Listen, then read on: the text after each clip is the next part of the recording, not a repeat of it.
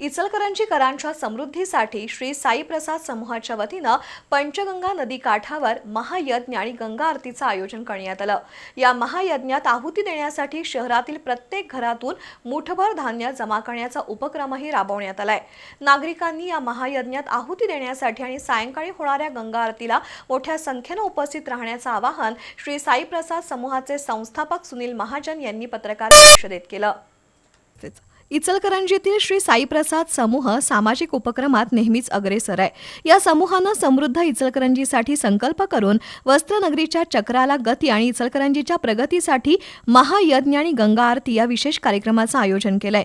आज पंचगंगा नदी काठावर होणाऱ्या या यज्ञात प्रत्येकाचा सहभाग असावा म्हणून शहरातील प्रत्येक घरातून मुठभर धान्याची समिधा जमा करण्यात आली आहे।